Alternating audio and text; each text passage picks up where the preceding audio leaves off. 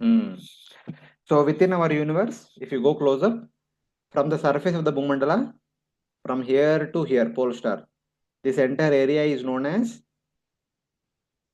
Bhuvar-loka and Svarga-loka. But however, from here to here, this small portion is known as Bhuvar-loka. From here to here, this entire huge portion is known as Svarga-loka. So like that. Svarga-loka is much bigger in comparison to Bhuvar-loka. And where is Amravati situated then? Amravati is the Indra's abode. See, just remember, here is the pole star, here is Saptarishi Mandal.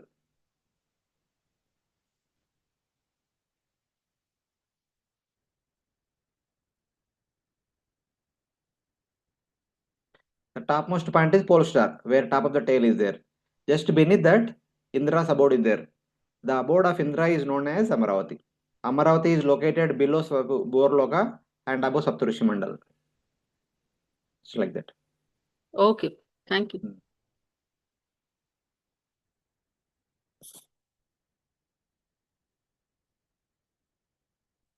Okay, so in our previous classes, we have been discussing about Sun, Moon, and all other planets. Also, we also discussed about Saptarishi Mandal, Dhruva-loka, and above Dhruva-loka, we also discussed briefly about Maharloka, Janloka, Tapaloka, Satyaloka, what kind of people are residing there in all these places. So that's where we stopped our class last week, and today we'll continue from there on. So these slides also we discussed, like by performing what kind of sadhana, what kind of destiny is attained by the people who are living around us. If a grahastha follows all the grahastha dharma properly, they are entitled to go to Swarga, as instructed in the Vedas. If a person practices Nashtika Brahmacharya throughout life, they will be allowed to enter into Brahma-loka. After grahastha order, if one practices Vanaprastha duty seriously, they are promoted to Maharloka. If one takes to sannyasa and practices Jnana Yoga properly, they will attain Sahajya Mukti.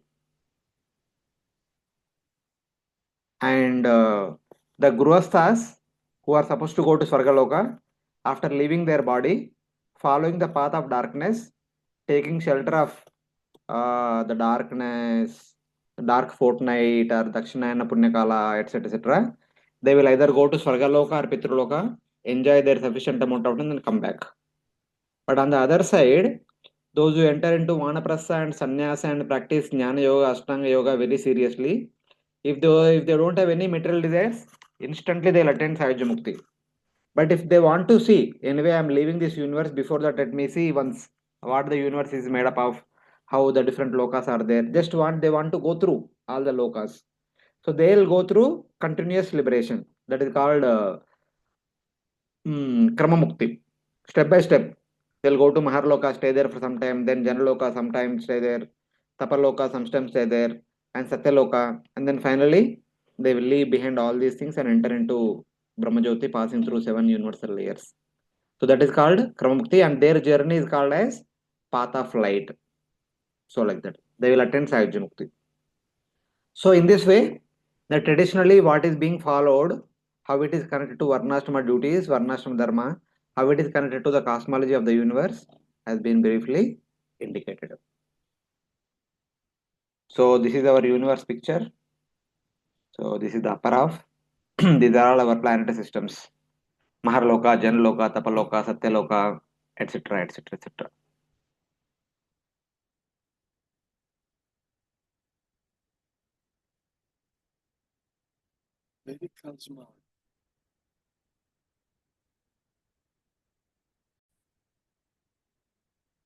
Vedic cosmology explains that the universe is made up of 14 vertically arranged planetary systems, or lokas.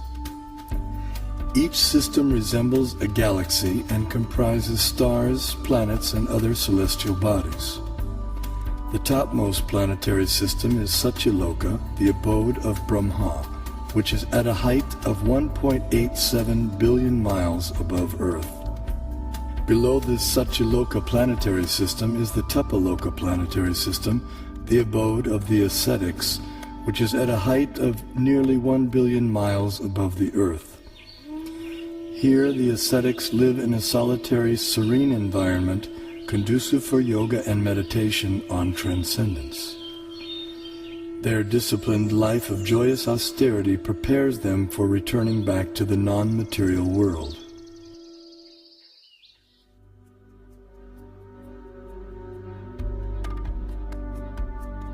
As we move down from Tapa-loka, we pass through Mahar-loka and Jana-loka until we reach the Svarga-loka planetary system, also known as heaven. So like this, the upper planetary systems are situated. So that's how Bhagavatam says. Though the fifth canto directly does not talk, but at other places we get a hint about something very interesting. Here if you see the previous image, so here is Satyaloka. Here is the universal covering, universal shell begins. In between there is a lot of empty space. In this empty space, there is one Vaikuntha. There is already one Vaikuntha here in this Dhruva-loka, where Shvetadvipa and Kshirosagar are there. Within that Kshirosagar Vishnu stays, and wherever Lord stays, that is called Vaikuntha. He is Gunavatara, or third Purusha Avatara or Gunavatara, who is responsible to take care of the entire universe. Similarly, for every Manvantara, there is one Manvantara Avatara. That Manvantara Avatara resides in this Vaikuntha. This Vaikuntha is called as Mahavaikuntha. In this, during each Manvantara, the corresponding Manvantara Avatara resides. So the universal covering begins 16.2 million yojanas above Satyaloka. Between Satyaloka and universal covering is a gap of 16.2. In this free space, there is Mahavaikuntha, which was created by Lord Vaikuntha to please Mother Lakshmi, the goddess of fortune. So this Lord Vaikuntha is the son of Shubhra and Vaikuntha, which is explained in the 8th canto 5th chapter, which is described in 3rd canto 15 and 16 chapters. The details of this Vaikuntha are elaborately explained in 3rd canto 15 chapter, where for the four Kumaras were entering into Vaikuntha with a anticipation to have darshan of Lord Vishnu. So Lord Brahma describes the details of this Vaikuntha to all the Devatas. So same thing is again further explained in various places in the Bhagavatam. Above Satyaloka is Lord's eternal abode, which is known as Vaikuntha. Bhuvar-loka kalpita padbyam Bhuvar-lokasya nabita. The feet of the Supreme Lord are considered to be Bhuloka, Atala, Vitala, Sutala, Talatala, Mahatala, Batal. And Bhuvar-loka is Nabi portion. Hruda Swarloka, heart portion is Swargaloka. Urasa Maharloka, the chest portion is Maharloka. Grivyam Janaloka, the neck is Janaloka. Tapaloka Stanadvayam, the mouth with two lotus lips is considered to be Tapaloka. Then Murdhabi Satyaloka, the forehead is Satyaloka, but two. However, though the 14 lokas are compared to the different body limbs of the Supreme Lord, but Brahmaloka Sanatana. Above Satyaloka is there a abode of Lord Vishnu, which is eternal abode, which is said to be Brahmaloka. Here Brahmaloka is not Lord Brahma's loka. Brahmaloka is the abode of Parabrahman, the Supreme Personality of Godhead. That's why it is called as Brahmaloka. That is located above Satyaloka. The same thing is again supported in Laghu Bhavatamrita. Maha Vaikuntha Lokasya Vyapakasya Vyatmana Prakatikaranam Satya Upari Kalpanamuchyate. It is considered to be situated above Satyaloka. So like this, at various places we get a hint about the Maha Vaikuntha located above Satyaloka. Here you see, this is Satyaloka. Just above Satyaloka is that Maha Vaikuntha where four Kumaras went to have darshan of Lord Vishnu.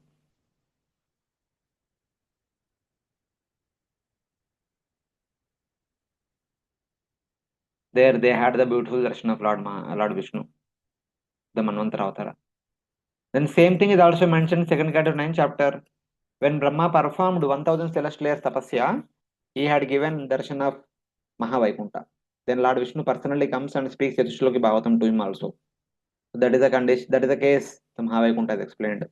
Tasmai Svalokam Bhagavan Sabhajita Sandarshaya Masa Param Nayat Param. Then 9th canto says that Durvasa Muni entered into this Vaikuntha where He saw Lord Srinivasa along with Mother Lakshmi Devi. Why he entered? He was chased by Sudarshan Chakra. For his own self-protection, he went to Vaikuntha. Vaikunthakhya medadaste Srinivasa Sreyasaha. Though he saw Lord Srinivasa and Mother Lakshmi, he had to come back. And 10th canto, 89th chapter, there is again discussion about same Vaikuntha. Bhrigu entered the same Vaikuntha to test Lord Vishnu, to understand who is the supreme among the three deities, Brahma, Shiva, and Vishnu. That testing also happened in this Vaikuntha. So this is darshan given to Brahma, the wonderful, beautiful darshan of Vaikuntha. This is the same thing, darshan given to Brahma. Here Durvasa Muni, you can see, he entered into Vaikuntha and taking darshan of Lord Srinivasa and Mother Lakshmi. Here Bhugu Muni coming and trying kicking on the chest of Lord Vishnu to test him.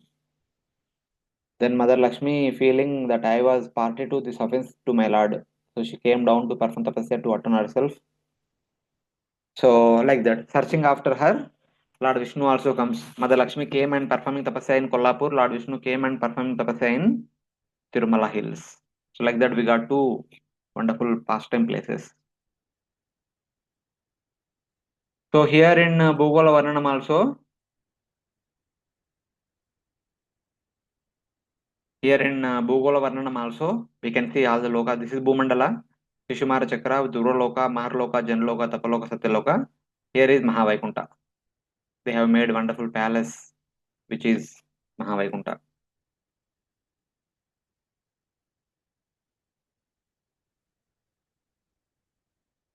So after this Mahavaikuntha, we have to pass through the 7 universal layers made up of earth, water, fire, and ether. So the 7 layers are there. Each layer 10 times thicker than the previous layer. In Bhagavatam, generally many places it says 7 only. Some places it says 8 layers also, because they include Pradhana as the 8th layer. At one place, Bhagavatam indirectly says that there are 10 layers, because within Pradhana there are 3 modes: Rajoguna, Tamoguna, Satvaguna. So all these 3 modes, if you take them as 3 separate layers, 7 plus 3, total 10 layers also we can understand.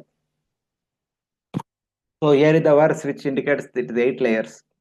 The universal globe is surrounded by the layers of elements such as water, each 10 times thicker than the previous layer, covered by a layer of Prakriti on the outside. The Prakriti is taken as Parivrutam Pradhane Navrutair Bahi. Prakriti itself is considered to be 8th layer. But later on, the Pradhana has made up of 3 divisions. So, including those 3, total will be 10 layers. Here you can see the 10 layer concept is explained here. There are 2 verses in the Bhagavatam are equal to 2 verses in Purusha Sukta prayers. So, which are the lines equal to each? You can see here. Om Sahasra Shirsha Purusha Sahasraksha Sahasrapat Sabhumim Sarvata Sprushta Aditishta Dashangulam. Karanadakshaya Vishnu, expanding himself as Garbhodakshaya Vishnu, entered into our universe. From his personality manifests subtle universal form and also gross universal form in the form of lotus, which expands throughout the universe, from which comes all the planetary systems in which all the different variety of living entities are residing. So that's why that Lord who entered into universal Garbhodakshaya Vishnu, manifesting the universal form, touches the entirety of the universe. Then, after staying there for 100 years of Lord Brahma's life, he comes back and takes rest. So, the area between Garbhodakashaya Vishnu and Karanodakashaya Vishnu is Dashangulam, Adhyatishta Dashangulam, 10 inches. The 10 inches is indirectly indicating that 10 universal layers: earth, water, fire, air, ether, ahankara, mahatattva. And then other 3 layers are Tamaguna, Rajoguna, and Satoguna.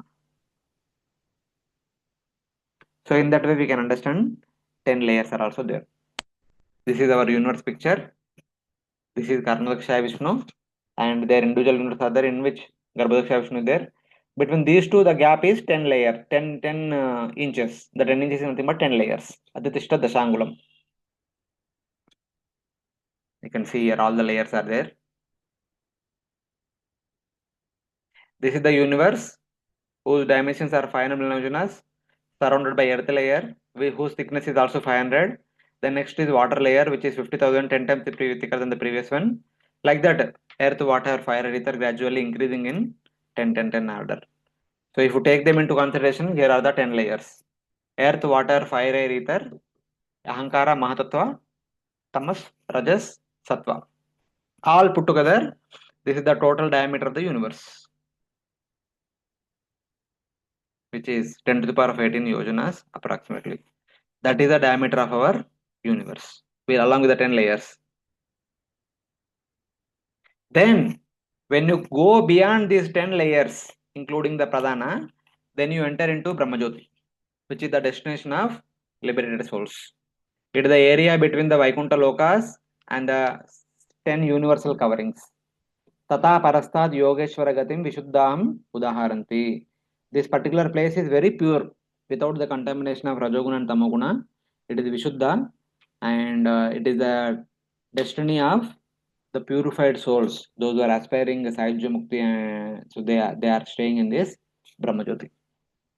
And beyond this Brahmajyoti, we have unlimited Vaikuntha lokas. Beyond those unlimited Vaikuntha lokas, we have Dwaraka, Madura, Vrindavan, etc. So this is the hierarchy of all the lokas. Though these things are not mentioned in the Bhagavatam directly, but we have taken some references of previous chapters and our previous work. So like that, all these lokas are indicated. So here you can see all the lokas starting from sun, moon, constellations, Venus, Mercury, Mars, Jupiter, Saturn, Saptarushi, Dhruva-loka, Mahar-loka, Janaloka, Tapaloka, Satyaloka, and free space outer ring.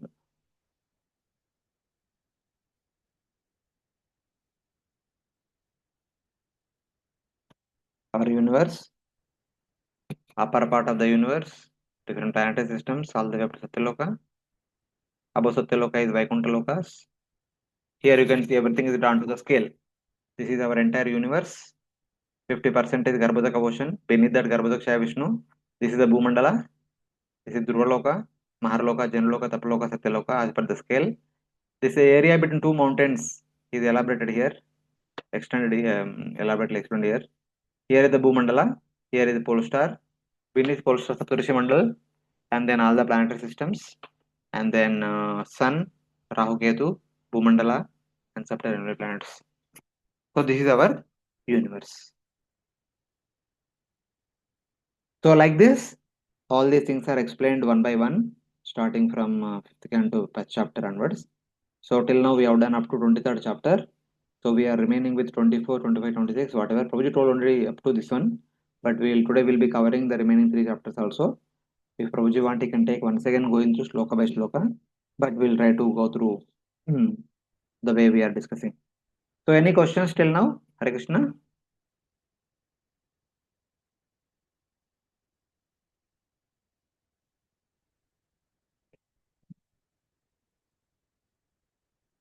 You're able to follow? Hare Krishna, Prabhuji. After Satyaloka and coverings of the universe, there is a free space, and there is a Vaikuntha Loka, Yes. right? Hmm. Then, where is spiritual world? Because material world and spiritual world distinction is also there, na? Here you see, this is all spiritual world. Here is Brahma Jyoti, here is Karana Ocean, Karnadaksha Vishnu. We have been talking about one universe. The Vaikuntha which we talked about is within our universe only. Because when Lord is here, he cannot stay here and there. When he comes down along with his abode. His Vaikuntha abode also comes down to material world. Mm-hmm. And still in the spiritual world, also in Brahma Jyoti, Vaikunthas are also there, but those belong to spiritual world. That way Yes. it is. Yes. Okay, thank you. Any other questions So, from other devotees? Prabhuji, You uh, are- what is there in between the universe and Karana ocean? In Karana ocean, how long is the distance and till Brahmajyoti? What is there in between the or something? No, it is this is a 2D picture. It will have some limitations. See, if like this, you have to just think about it. So this is Karana ocean. Karana ocean is like the plain ocean. On top of that, we have Mahavishnu lying down. And from Mahavishnu comes Prakriti. And then by glancing upon Prakriti, from Prakriti comes 24 elements. By combining them, all the universe are manifested. And all the universe are floating here on the Karna ocean. Like the balls are floating in the water, like that all these universe are floating in the Karna ocean. So there is the ocean, above ocean, Karna Vishnu is also there, all the universe are also floating. And the entire space is there, na? The water space is there. That space itself is Brahmajyoti. Okay, so Vishnu is in Brahma Jyoti itself. Yeah, Brahmajyoti also as well as Karana Mahavishnu. ocean also. Like all of us are, our homes are touching the ground also, and we are also in the sky also. Not flying, Okay, but okay. we are our buildings are protruding into sky. Yes, Like yes, that. got it. No, I had heard that there is some river which we have to This one. This pass. is Karana Sagara. Yeah. This is all Karana Sagara. So that is explained in the Sri Vaishnava understanding that the devotees will go to Mahavishnu. Viraja River, yeah, it is same. Karana ocean, Viraja, both are same only.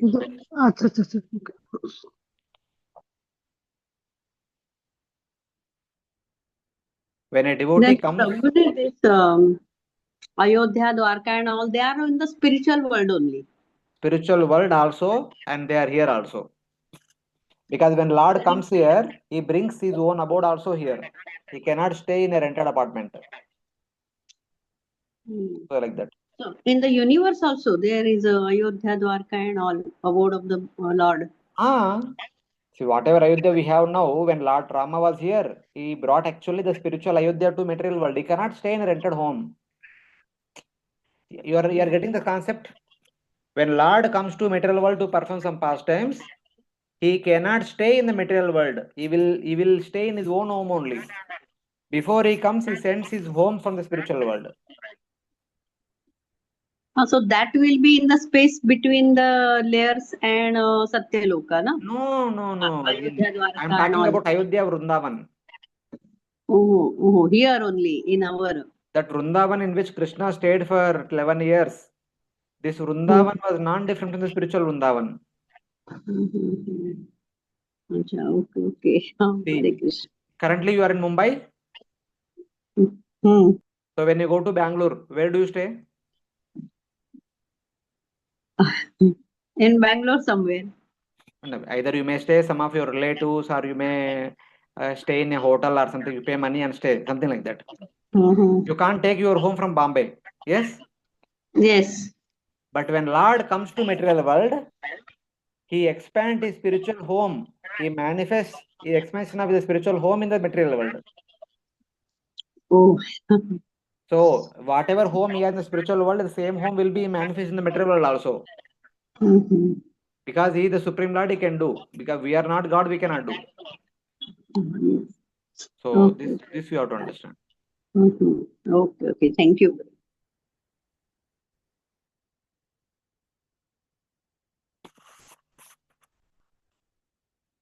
Any other devotees have any question?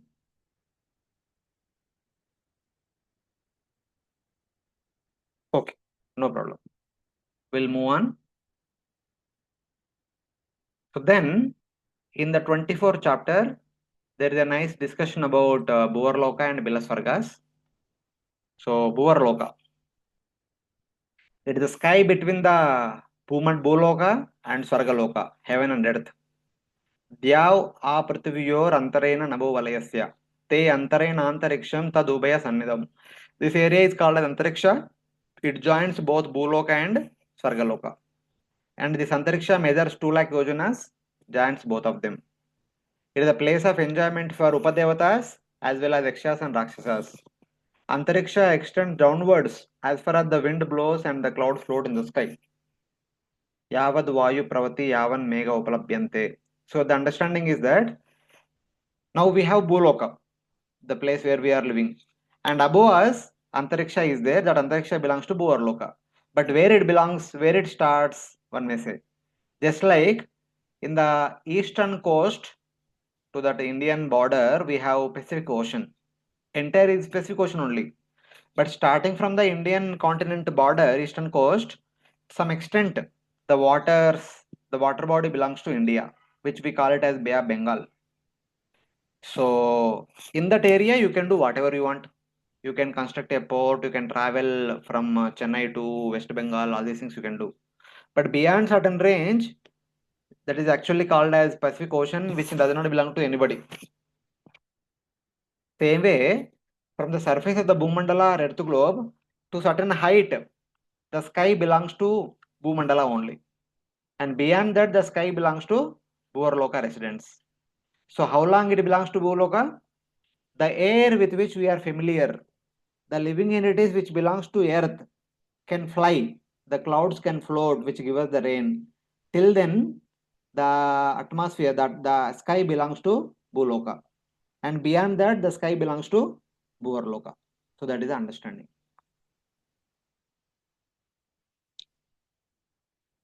So in this Bhuvar-loka, who are all there? With respect to sun, as you go downward by a distance of 10,000 yojanas, you will see Rahu. Rahu and Ketu, both are situated opposite to each other, moving in the same orbit. They move like the stars. Rahu is the son of Simhika, the most abominable asura. Simhika married Vipachiti and gave birth to 101 children. The eldest one is Rahu. The younger 100 children are known as 100 Ketus.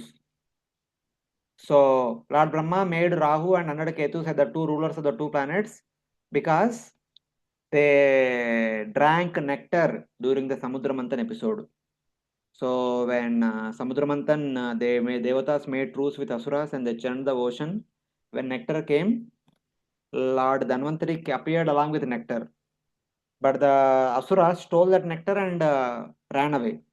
When Devatas prayed to Lord Vishnu, Lord appeared as Mohini Murti and kind of mesmerized the Asuras. And then the Asuras on their own gave that nectar part to Mohini Murti, saying that you please distribute. Then Mohini Murti told you, Devatas and Asuras, go take bath, wear fish clothes and come back. Sit in two different lines. So one line Devatas, one line Asuras. So Mohini Murti told that I will serve little to Devatas, then I'll serve all of you more and more. So just keep quiet. Just wait for some time.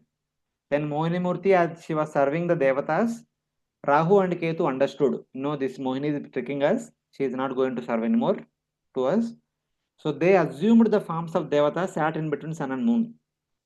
So sun was given nectar, we can say. Then Ketu was given nectar. He already swallowed.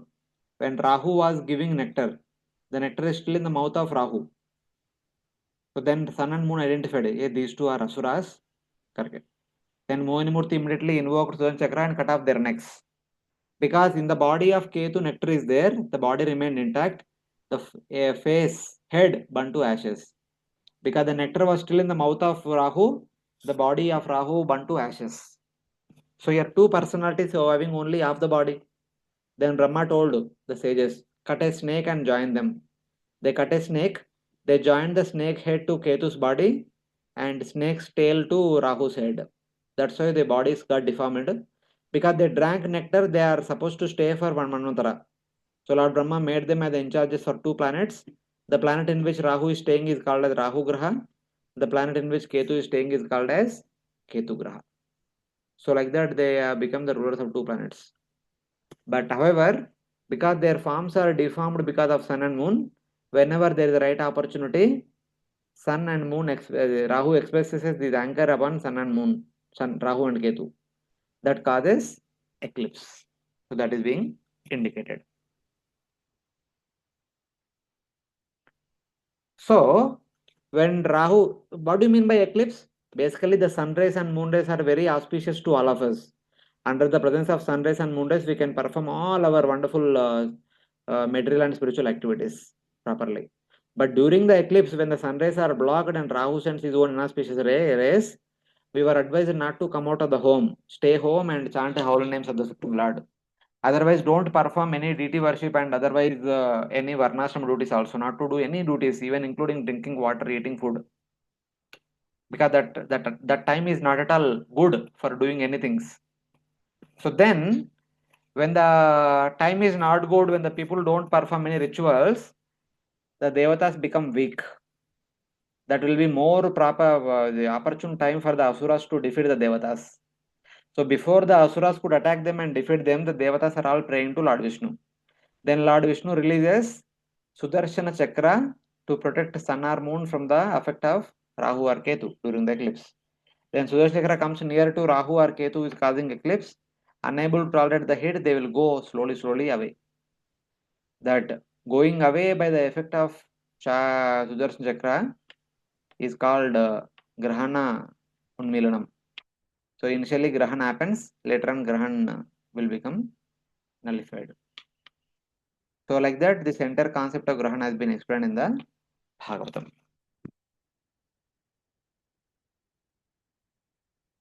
Then as you go downward by another 10,000 yojanas, there you come to the abode of Siddhacharana Vidyadharas. So by their name only we can understand that they are Prabhuji, perfect. there are Prabhuji, No, there are wait. We will take your questions maybe few minutes later. I will just complete this couple of slides and then we'll take questions.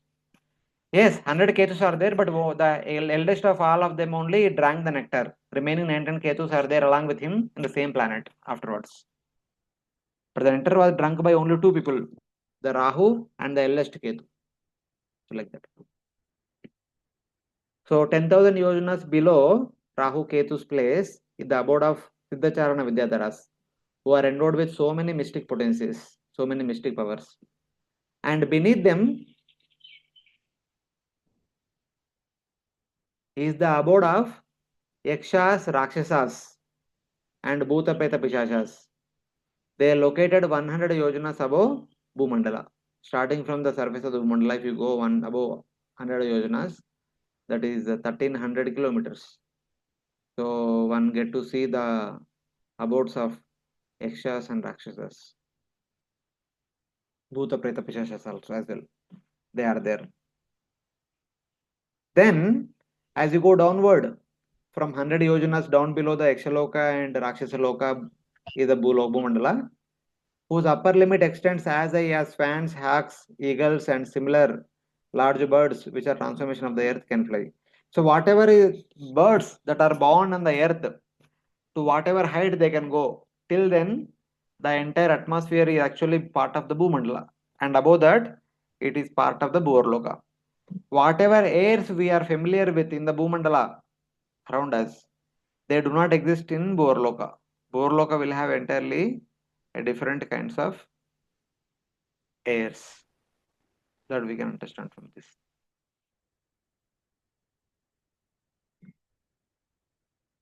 So Yavad Vayu Pravati. So as long as the wind with which we are familiar that flows, that is called Bhuloka. We can't hear Beyond you, that, Prabhuji. without that, Bhuvar-loka. Hare Krishna, now you are able to hear me? Hare Krishna, now you are able to hear me? Hare Krishna.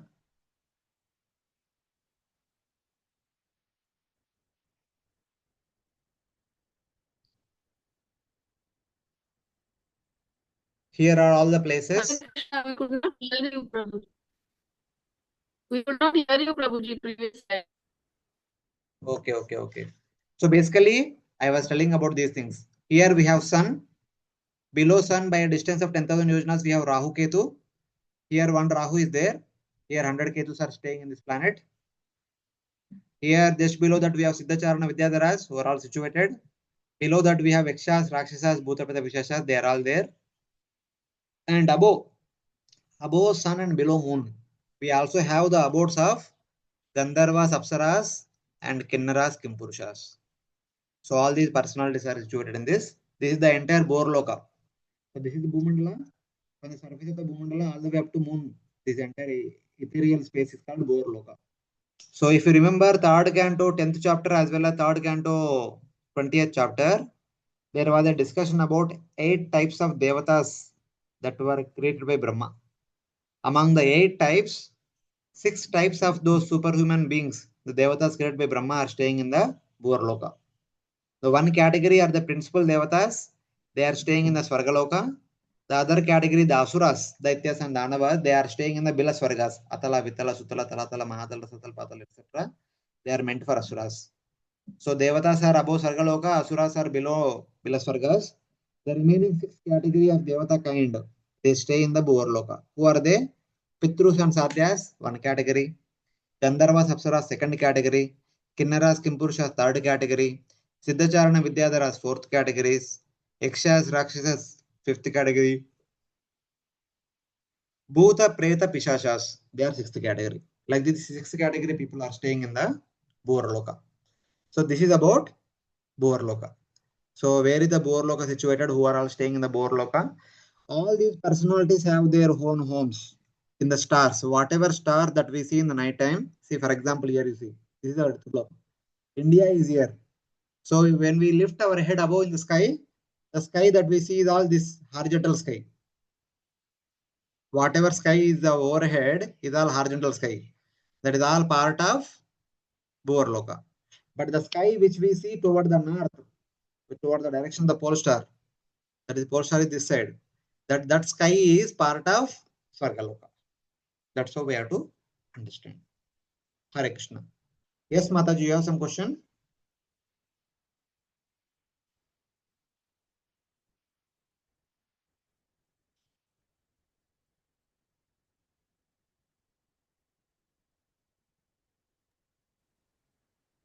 Hare Krishna.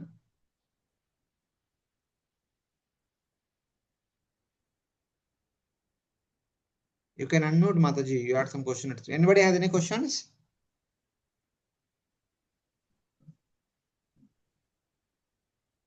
Prabhuji, I couldn't understand how if Earth is there, above us we can see is towards the pole star is Bhuvar-loka,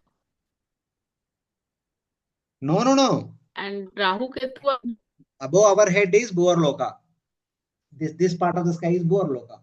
And this side toward the north, the sky is part of Sarga-loka. Because couldn't see, hear him, Prabhuji. this is the Earth globe. The middle portion, the sky which you see this side is part of Bhuvar-loka. The sky which you see this side, it is part of Svarga-loka. Because this is the Earth globe.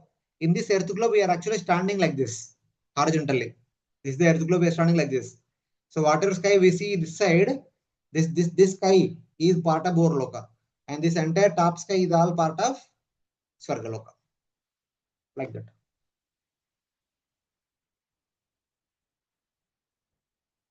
Because we are in the middle of Bhuvar-loka here, na? So from here to here is only 2 lakh yojanas. From here to here 1 lakh, and here to here 2 lakh, 1 more lakh. So somehow Earth globe is also like in the middle of Bhuvar-loka.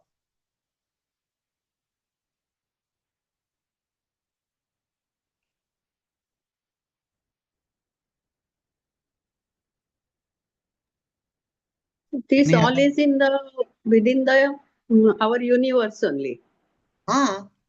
We can only see or discuss only about our universe. We can't discuss anything beyond our universe. We don't have any information.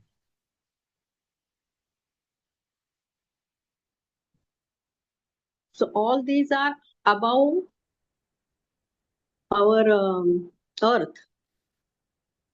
Above means not just above. They're all sides. So they're all around. All around also, up and also, below also, all directions they are there. Okay. Prabhuji, we are finding it difficult to understand this. How means above us is See, above us I is don't this know one. how to put it. See, in which direction we have sky? Only above us is all in all directions. All directions. And that's what I'm saying. See, this is the Earth globe. The green portion you see now, that is our Earth where we are in India.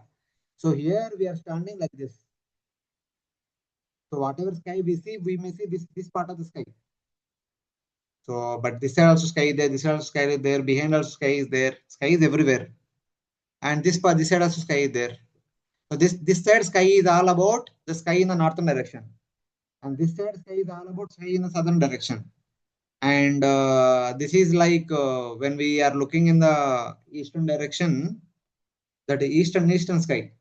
This is eastern sky. This is western sky. This side the sky is above our head, and that side is behind the earth globe is the sky below our feet. So like that.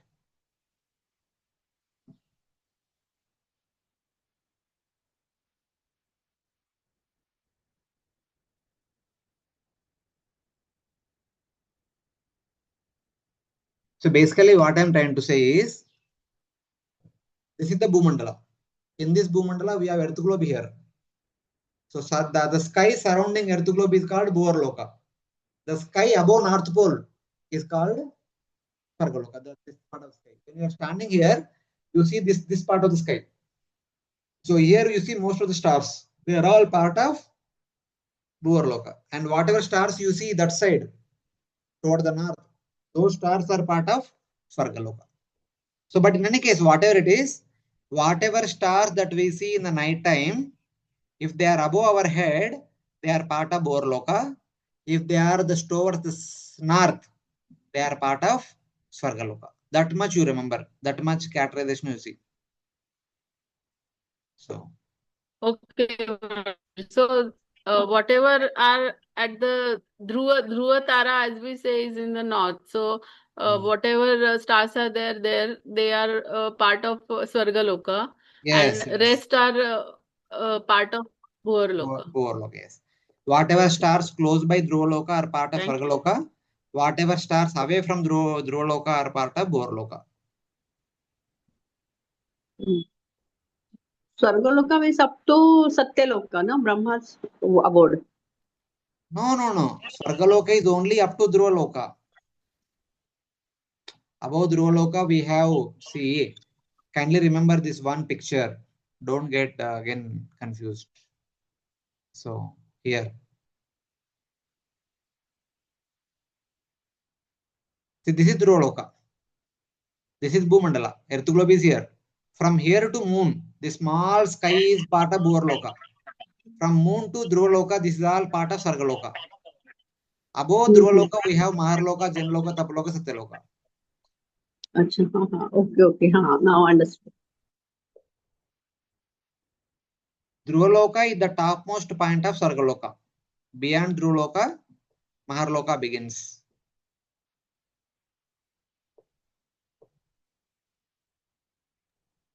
So this Jupiter, Mars, and all these, they are part of Bhuvar-loka. No, Sarga-loka. Swargaloka, sorry. Up to pole star. Yes. They are part of Bhuvar-loka. From moon to pole star, these are all part of Sarga-loka. Swargaloka. Okay.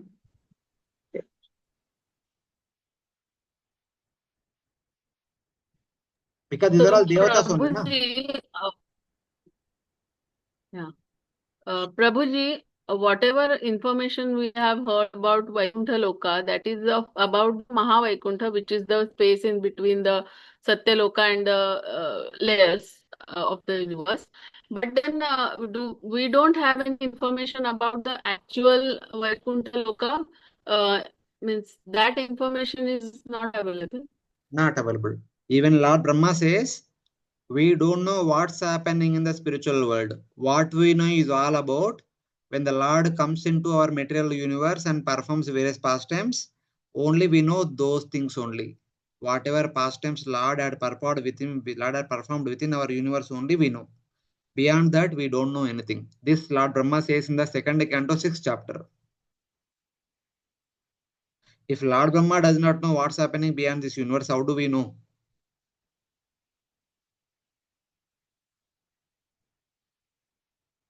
And took Arjuna up to the Karnodaksha Vishnu. Yes.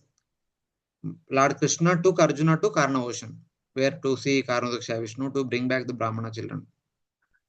That is beyond the universe. Okay. That is beyond our universe. Okay, Because yes. Lord Krishna took Arjuna, so Arjuna could go.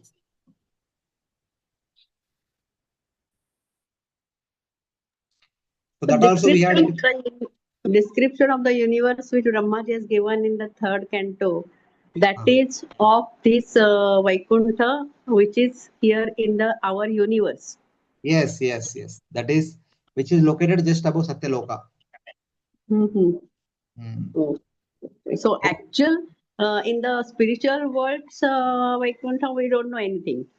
Yeah, we don't know anything, but this Vaikuntha is non-different from spiritual Vaikuntha. So in that sense, we can say that whatever we are hearing about this Vaikuntha, it is same as the spiritual Vaikuntha.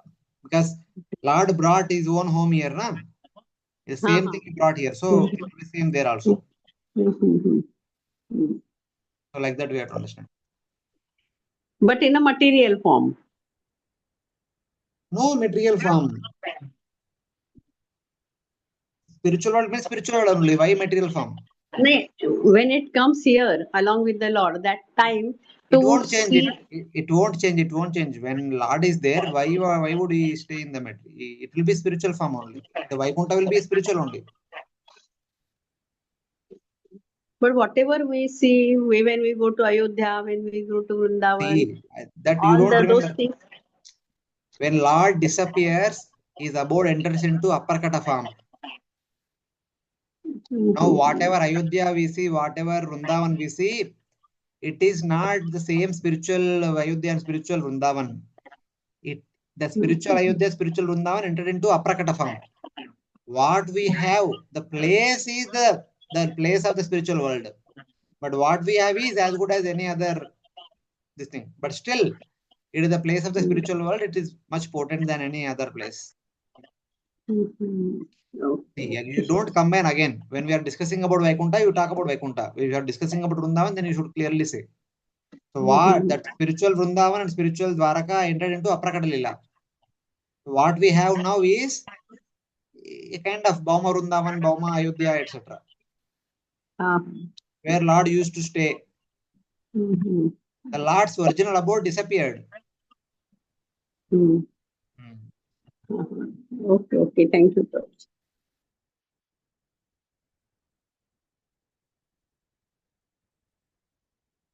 Now, for example, so like when you want to make a drama, in the drama, you might have so many, what do you say, like to make a drama, the special decorations were made in the entire dais and all. So after drama is over, you remove that entire decoration and something will come up there. But the area will not change. Area is there only. But now it is used for something else. Previously, when drama was happening, the decorations were different. Now the decoration will be different. So something like that. Okay. When Lord was there, it was spiritual abode only. When Lord disappeared, his spiritual abode also disappears. But the place won't disappear. The place is still here only. Na? The place remains same. In that place, the new constructions come up. So like that. Since Lord lived there, we worship it as the most sacred place and the most worshipful place, etc. Thank you, Prabhu. So, Lord takes, Lord appears in this and Lakshadweep, those people also. Sorry, Mataji, I could not hear. Your voice is not clear. So Lord appears in this Shalmali Dvipa, Lakshadweep also. Yeah, might appear, but we don't know. We only know what happened in Bharatavarsha, in and around Bharatavarsha. Because we are living here, we should know our history. We don't have to know the history of other places. That's why the details about other places is not given so much. Okay.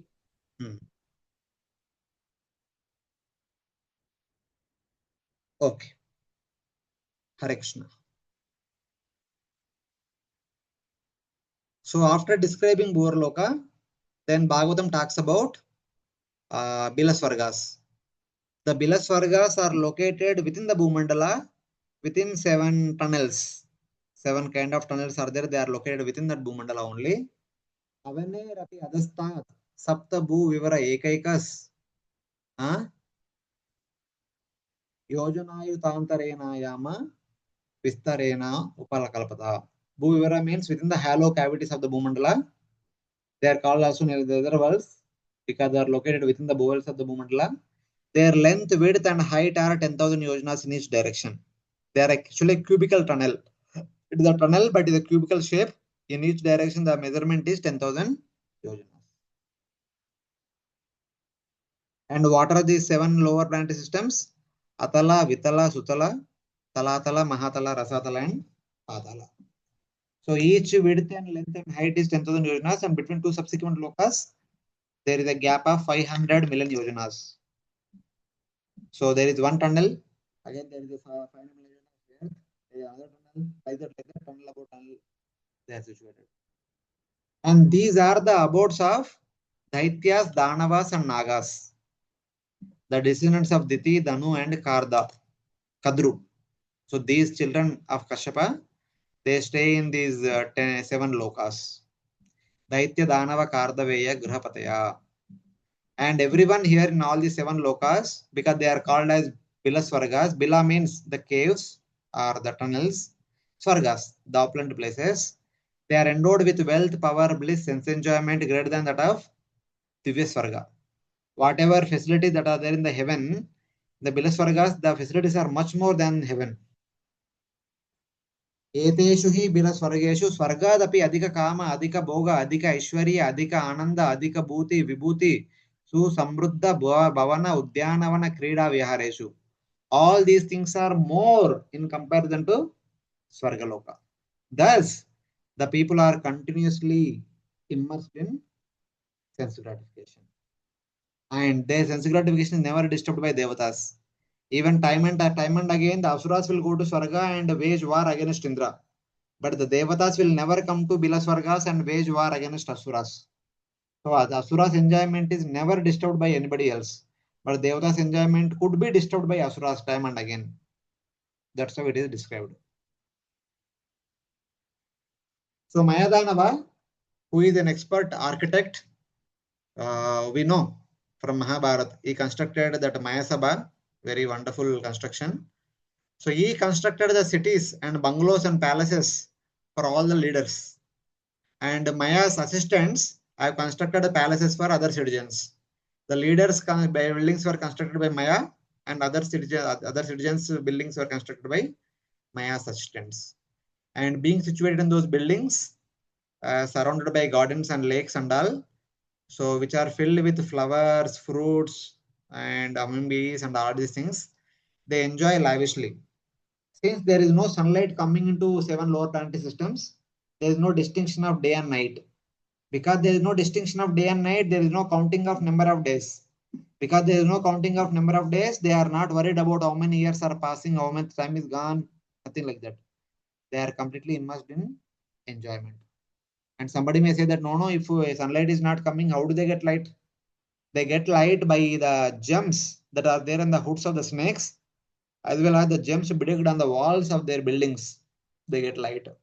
So like this, they get light and they have their facilities. And one important thing is that just by drinking some elixirs, some aushadhi, they will never experience anxiety, disease, false perspiration, fatigue, old age, wrinkles, gray hair, discoloration, lack of pleasure, effects of aging caused by drinking, eating, and bathing, etc., etc. Nothing. They neither have old age, nor disease, nor death normally, because they are drinking a particular kind of elixir which brings them to invincibility. So like that. All these things are available to all these people in the 7 lower planetary systems. Thus, they don't have any fear of. But whenever they do a lot of mischief with the devatas and others, Lord Vishnu will send Sudarshan Chakra that will kill so many asuras whoever come on his path. So like that. Other than by Sudarshan Chakra, they don't have any fear of death. Indra, Chandra, they can easily fight with and defeat also. Such kind of power they have. So here you can see a kind of building of the entire Bila-svargas. How the buildings inside light is there by the manis. These are some other buildings. Then there are 7 lokas are there, na? Atala, Vitala, etc. A brief description about these 7 lower planetary systems is given. So you can see here. Atala, the leader of this Atala is Bala. He is the son of Mayadanava. By his tapasya, he created 96 kinds of special mystic powers. Matlab, there are already mystic powers. He himself invented 96 new special mystic powers. One such mystic power is just by anning, he created 3 kinds of women for their sense gratification. And they are known as Swairini, Kamini, and Pumshali. So based on the level of their involvement, the interaction, they are categorized. Swairini interacts only with their own caste people. Kamini interacts with other people also. Pumshali, they don't have any discrimination. So like that.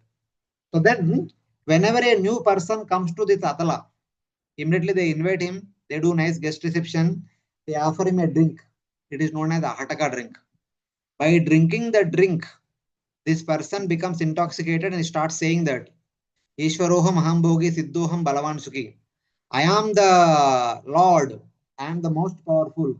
I am the most powerful. I am supposed to enjoy. Like that he thinks. Initially, the women want to enjoy him. That's why they offered him the Hataka liquid.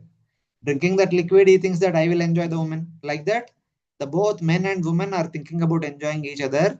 This is the kind of enjoyment is being there, situated there in the 7 lower planetary systems. Bhagavatam gives one example in what kind of enjoyment the people are situated in, just to indicate us. So, like that. Same way, if you go to second one, Vitala, in the first Prabhu, one, please. there are we'll take questions after some time. After discussing these few Okay, slides, okay. we'll take questions.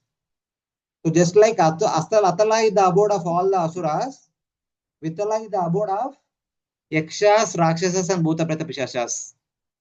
Out of the 11 Rudras, one was staying in the Ilavruta Varsha, one was staying in the Greater Himalayas, one was staying in the Tapaloka, and the fourth one is staying in this Vitala-loka. The remaining 7 Rudras stay in the Svarga-loka. The fourth Rudra is accompanied by Bhavani, and they are accompanied by Yaksha, Rakshasas, Bhuta, Preta, Pishasha. They are all there. So, from the vital fluid produced from Lord Shiva, it creates a huge river, Hataka river. When this Hataka river was heated by sun or Agni and dried by wind, that fluid transforms into gold. And that gold is worn by all the residents here in the form of various ornaments. So here, one of the 11 Rudras along with Bhavani and our servants as well as Bhuta, Preta, Pishasha, Daksharakshasas are staying in this abode. The first one is meant for Asuras, second one is meant for Bhuta, Preta, Pishashas as well as Yakshas and Rakshasas. And third one is also meant for Asuras. But in this Asura Loka, in one corner, by the request of Lord Vamana, Vishwakarma constructed a special palace. So in that palace, Bali Maharaj is staying. Because Bali Maharaj performed 100 yajnas, he is supposed to become Indra. But he cannot become Indra in this Manvantara. 7th Manvantara, Apurandra is already made Indra. He can become Indra in the 8th Manvantara. So until then, Lord told him to stay in this Sutala Loka. But Lord himself is guarding the entry so that Asuras will not enter into the palace and contaminate the consciousness of Bali. Because previously also they came and contaminated the consciousness of Bali, saying that the entire world belongs to you, conquer heaven. So such kind of unnecessary things should not happen. So Lord Vishnu himself in the form of Vamana is guarding the palace, and Bali Maharaj is continuously worshipping Lord Vamana. So like that he is protecting.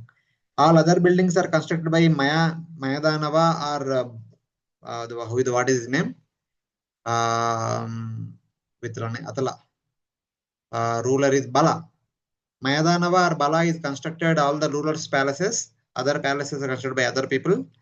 But here, Sutala, the abode of our Bali Maharaj is constructed by Vishwakarma, the architect of the Devatas, because Lord himself requested him to construct. That's why. So in that way, it is different. Then the fourth one is called Talatala. Here Mayadanava himself stays. The first one, Mayadanava's son, is staying. Here Mayadanava himself is staying. So he is the king of the Danavas. And though he is staying here, previously some time back once, because Tripura, one Asura was there, he wanted Mayadanava to construct 3 cities made up of gold, iron, silver or something like that. The speciality of these 3 aerial mansions is whoever stays in that city will not be visible to anybody. Even the airship also not visible to anybody. So in being invisible, they used to throw arrows upon the devatas. Eventually, by the blessings of Lord Vishnu, Lord Shiva came and destroyed all the 3 aerial mansions and killed all the asuras, killed Tripurasura also, and he came to kill Mayadanava. But Mayadanava fell at the feet of Lord Shiva and begged forgiveness. So Lord Shiva gave him immortality. So Mayadanava residing here fearlessly because Lord Shiva gave him shelter, Abhaydan. So Lord Vishnu will not touch him. So like that, this Rasatala is the abode of all the asuras headed by Mayadanava. Then Mahatala is the abode of the Kadru's descendants, different kinds of snakes like Kuhaka, Takshaka, Kaliya, Sushena, etc. are there. By birth, they are very powerful, they are envious, they are very angry, and they are interested in only in the material enjoyment. And they are completely bewildered. They don't have any concept of purpose of life and goal of life, etc. They enjoy among themselves, and but they are afraid of Garuda. Only Garuda is cause of their fear. They don't become fearful of anybody else. Then the 6th one is Rasatala, which is actually the abode of Diti and Danu, the descendants of Diti and Danu, whom we call as Daityas and Danavas. Along with them, there are so many other Asura category people are residing, Nivata Kavachas, Kalakeyas, Hiranyapuravasis, etc. By birth, they are enemies of the Devatas, and they are reside in these tunnels like the snakes because they are afraid of Supreme Lord Vishnu's Sudarshan Chakra. They are not afraid of Indra. They are not afraid of any other Devatas. Only they are afraid of Sudarshan Chakra. That's why they are hiding themselves in this Rasatala-loka. So in that way. And the last one is Patala. Patala is also abode of the Kadru descendants, the huge snakes such as Shanka, Kulika, Mahashanka, Shweta, Dhritarashtra, Shankachuda, Kadamba, Ashwatara, and Devadatta. Their king is Vasuki. And by birth, they are very much envious, strong, and arrogant. And however, they have multiple hoods. Some snakes have 3 hoods, some snakes have 5 hoods and 20 like that. But however, every hood has one Nagamani. And from those Nagamanis comes light, which will deliver the residents of Patala-loka. So like this, we have 7 lower planetary systems: Atala, Vitala, Sutala, Talatala, Mahatala, Rasatal, Patal, each 10 times 1000 yojanas. The gap between them is 500 yojanas. So here you can see. These are the 7 lower planetary systems. So from year to year 10,000, year to year 500, 10,000, 500, 10,000, 500, 10,000, like that. Atala, Vitala, Sutala, Talatala, Mahatala, Rasatal. Atala, Sutala, Talatala, and Rasatala. These 4 exclusively meant for Asuras. And Vitala is meant for Asura, the Daityas and Danavas and Rakshasa Pishashis.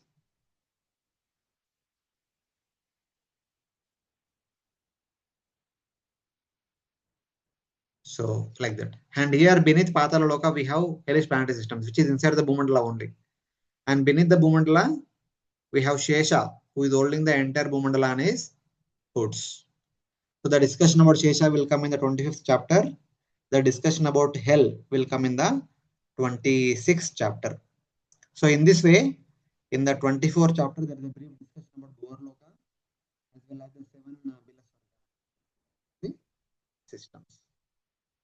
Below the earthly planetary system are 7 subterranean realms named Atala, Vitala, Sutala, Talatala, Mahatala, Rasatala, and Patala, which do not receive sunlight and which are inhabited primarily by demoniac living entities.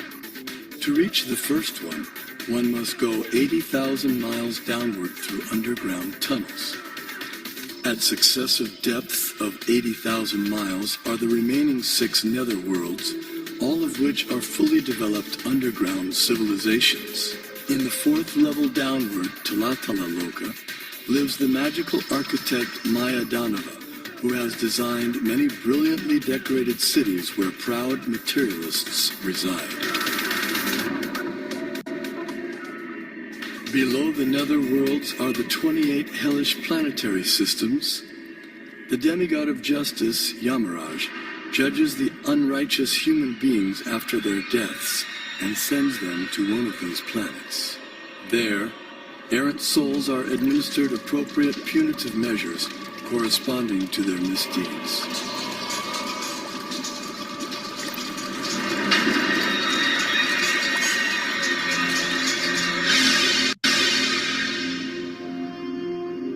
The earthly and subterranean planetary systems rest upon one of the hoods of the gigantic divine serpent, Sesa. Sesa, in turn, is held up by the colossal transcendental tortoise, Kurma. And Kurma resides in the ocean that fills half the universe.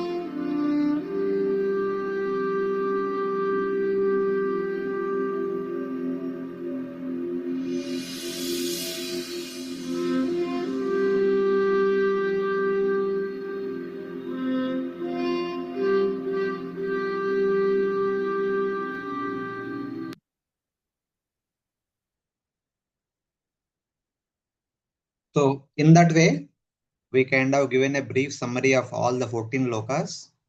Of course, still we have something left to discuss, that is Naraka-loka and Sesa. But still you can see who are staying in Satyaloka, who are staying in Tapaloka, who are staying in Janaloka, who are staying in Maharloka, who are staying in Svarga-loka, who stay in Bhuvar-loka, Bhuloka, Bila-svargas, and Naraka-loka. It is like a summary slide. So in that way. So Lord Brahma and all the Vedas personified stay in Satyaloka. Also, those who follow Naistika Brahmacharya and perfected Jnanis and Yogis stay in Brahmaloka. So following the path of light, the yogis pass through Brahmaloka and attain Sayuj Mukti. Same way, Tapaloka, Janaloka, Maharloka are meant for all the great sages headed by 4 Kumaras, Bhrigu, Atri, etc. Perfected Jnanis and Yogis also stay in these lokas. So Vanaprasthas attain Maharloka, etc. And then Svargaloka is meant for the principal devatas such as 12 Yatyas, Rudras, Asvasus, Ashwinis, Marus, Agnis. Perfected Grihasthas following the path of darkness will attain Svargaloka. Same way, in Bhuvar-loka we saw 6 category of Upadevatas are staying. Sadhyas and Pitrus, that is called as the Pitruloka, the moon, they are staying in the moon. Gandharva, Sapsara, Kinnara, Kimpur, Siddhacharana, Vidyadharas, they are all there in the Bhuvar-loka, whose abodes are attained by the path of darkness. And also Rahu, Ketu, Rakshasas, Bhuta, Preta, Pishas also stay. The places wherever the devatas are staying, they are in the mode of goodness. The places where these Rakshasas, Asuras are staying, they are in the mode of ignorance. And the Bhumandala, other than Bharatavarsha, remaining all known as Bhaumasvarga. That Bhaumasvarga is inhabited by Devata like human beings, which is in the mode of passion. And wherever human beings are there, that is Bharatavarsha, which is where human beings and all the other living entities who assist human beings are living. Same way, Bila-svargas, out of 7, Atala, Sutala, Talatala, Rasatala are meant for Asuras. Mahatala and Matapatala are meant for Nagas and Sarpas. Vitala is meant for Rakshasas, Bhuta, Preta, Pishashas. And then Naraka-loka is meant for sinful human beings are brought after death, after punishment, which is 9,000 yojanas below Bharatakanda. So like this is the quick summary of all these 14 lokas. Yes, Mataji, question.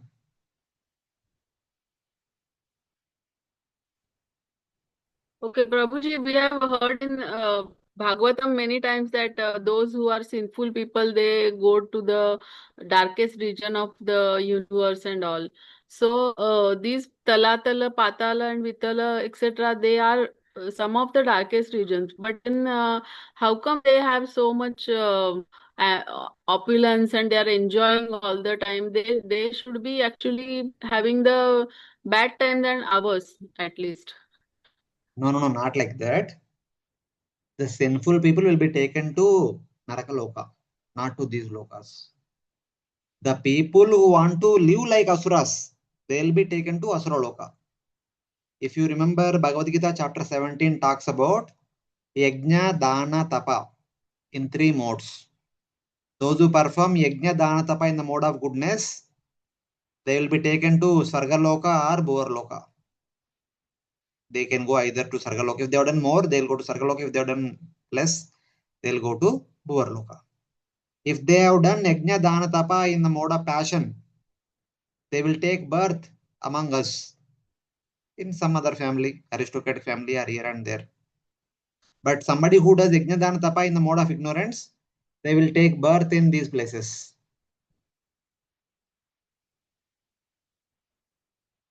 Bila-svargas. Because they have done Yajna, Dana, Tapa, so they got birth in opulent place.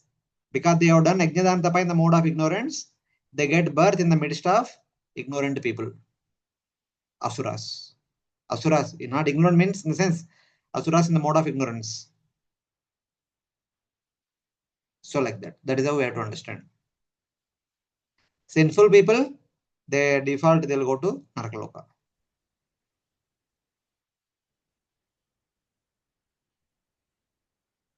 And Prabhuji, where exactly these 7 pits are there? Means You see na in the picture, 7 are there na? They are inside the Bhumandala. This is our no, Earth globe. Earth globe is here. This is the Bhumandala. In the Bhumandala, they are there. 7 tunnels, one below the other. but is it connected to our Earth, or is it somewhere else on the Bhumandala? No, they are inside the Bhumandala. Why somewhere else again? If this is the entire Bhumandala, the Bhumandala is a plain disk. So within that Bhumandala, maybe after few pages, Atala is there. After few more pages, Vitala, then Sutala, Tala, like that. They are like 7 tunnels, one below the other, within the Bhumandala.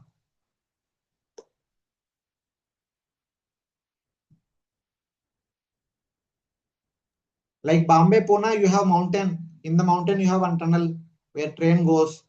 And below the tunnel, if you can have one more tunnel. Below that, one more, like that. 7 tunnels, you keep one below the other. They are all 7 lower planetary systems.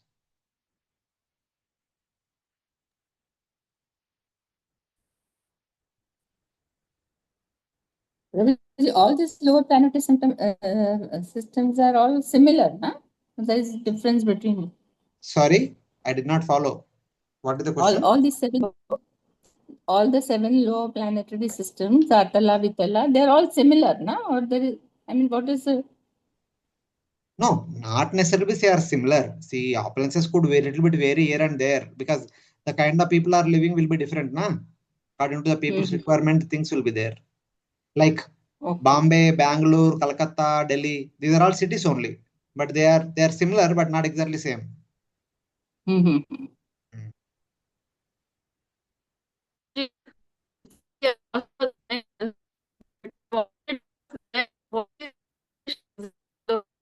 No, your voice is not breaking a lot. Your voice is breaking a lot.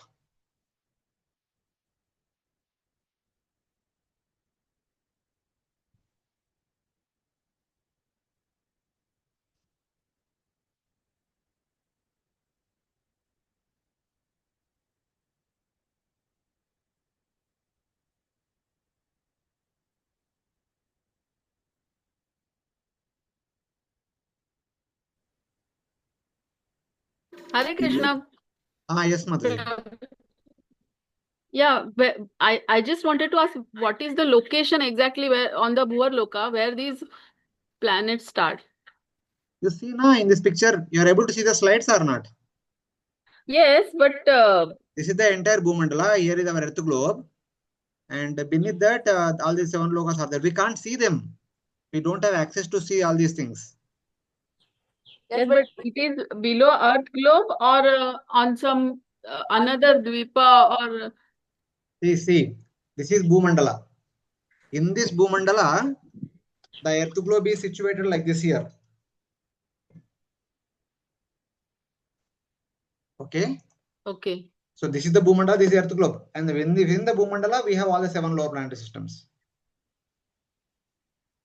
Okay, so it is not below Shalmali Dweep or any other dweep. It is No, below. they are exactly below Mount Meru. Okay, okay. That's what I wanted to ask. Yeah, Okay. they're exactly below Mount Meru. They are not here and there. In the middle of the Bhumandala. Okay, thank you, brother. Correction. So then, quickly we'll briefly go through the remaining two chapters. One chapter talks about Ananta, other chapter talks about the hellish planetary systems.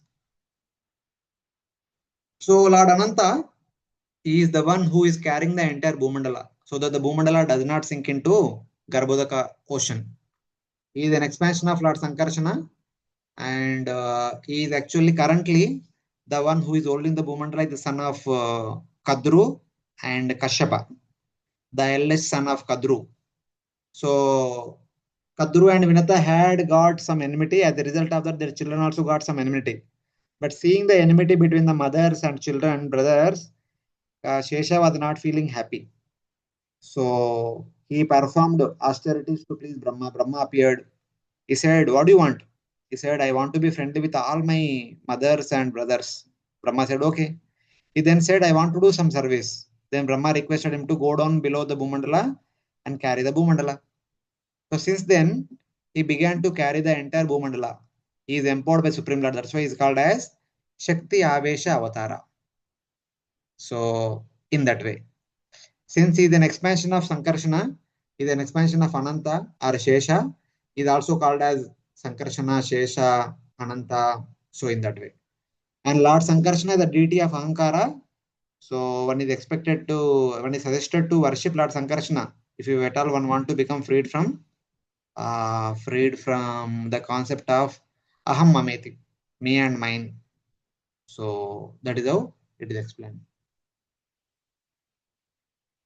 So many times people think that, oh, there is Garbhodakshaya Vishnu in the Garbhodaka ocean and he has a Shesha Panpu, that Shesha only holding the Bhumandala. No, that is not. Garbhodakashaya Vishnu Shesha Panpu is completely Vishnu Tattva. He is an expansion of Lord Balramji. He has nothing to do with carrying the Bhumandala. The one who is carrying the Bhumandala is one Jiva Tattva among the universe only. He is the son of Kashyapa and Kadru. He is specially empowered by the Lord. He is not completely Vishnu Tattva. So in that way, he is different. The Vishnu Tattva is like the Shesha, Balram, Lakshmana. This is completely Vishnu Tattva. But the one who is holding the Bhumandala is Jiva Tattva.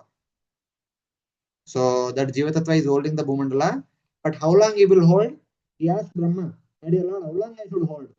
He said, while holding the Bhumandala, you sing the glories of Supreme Lord. When the glories come to an end, you stop.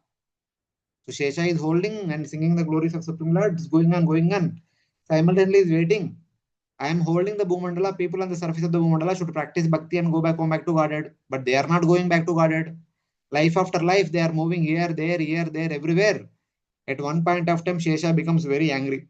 What you people are doing, I am holding the Bhumandala so that you will go to spiritual world. You are not interested in going back to spiritual world. You don't have any right to live. He becomes very angry. As a result of that, from his Brukuti comes 11 Rudras. The 11 Rudras do Tandam Nritya and they open their third eye. From that third eye comes intense fire. That fire burns the 14 lokas and destroy the 14 lokas. Thus they create Naimitika Pralaya, which takes place at the end of every day of Brahma. That's how the Pralaya begins. This is Lord Sankarshana only causing the beginning of that Pralaya, unable to tolerate our inertness. So thus, he is holding the entire Bhumandala, keeping upon one of his hoods, though he consists of thousands of hoods. So he will hold the Bhumandala for the entire duration of the day of Brahma, for which the universe is being maintained, so that the Bhumandala does not sink into Garbhodaka ocean. So that's why he is called as Sarva-loka Durandara. Since he is holding the Bhumandala and upper loka are also situated on their respective places. If Bhumandala falls down to Garbhodaka ocean, other lokas also may also fall into Garbhodaka ocean. That's how we have to understand. So since the Lord is unlimited, he is called Ananta. Though the Bhumandala seems to be externally very big, but Lord is meditating on the Lord's pastime, the entire Bhumandala becomes like very small mustard seed. So that's how it is indicated. So though it is situated upon his hoods, but the entire Bhumandala appears to him like a white mustard seed, which is weightless. That's how he feels, because he's thinking. So, but however, though I specifically mentioned the shlokas here, you see, Kshiti Mandalam, Bhumandala, and then Kshama, all these things actually indicate booming, earth, Bhumandala. But Srila Prabhupada somehow translates all these verses as universe, universe. Ananta is holding the universe, Ananta is holding the universe, but actually is holding the Bhumandala. As a result of that, our ISKCON devotees painted like this. So all the universe are situated upon the hoods of Ananta. This need to be corrected. This is not correct understanding. Sesa is inside the universe, above Garbhodaka ocean, holding the Bhumandala so that it won't sink into ocean. But this entire universe is actually floating in the Karana ocean. So here you can see Garbhodaka ocean is here, Bhumandala, 7 lower planetary systems, and some people have portrayed Garbhodaksha Vishnu is there above Garbhodaka ocean, and that snake bed of Garbhodaksha Vishnu is holding the Bhumandala. But that is not correct. That is wrong. Here you can see all these verses, 5 verses in the Bhagavatam. They talk about Sesa is holding the Bhumandala. Kshiti Mandalam, Bhugolam, Kshamam, Bhumandalam, all these places Bhumandala only used. Same way, second canto, third canto clearly indicates that Brahmanda is floating in the Karana ocean. Varshapuga Sahasrante Tadandam Udakeshayam. Andam means Brahmanda. Brahmanda is situated, taking rest upon the water. Same way, Hiranmaya Sahapurusha Sahasra Parivasara Andakosha Upavapsu. Andakosha means the Brahmanda along with the 7 universal layers, it is situated above the water, Apsu. So like that. So here is our entire Bhumandala with all the divisions. Beneath 7 lower planetary systems, and beneath we have Sesa holding the Bhumandala. And this Sesa only spoke the entire Bhagavatam to 4 Kumaras. From them, the Kumara Sampradaya began. And that Bhagavatam Sesa spoke to 4 Kumaras. Today it is known as Vishnu Purana. So like that. That Bhagavatam which Lord Narayana spoke to Brahma, today it is known as Srimad Bhagavatam. The same Bhagavatam that was spoken by Sesa to 4 Kumaras, today it is known as Vishnu Purana. So in that way. Same way, it is mentioned that because Lord is so wonderful, though he is holding the huge Bhumandala, for example, here you see.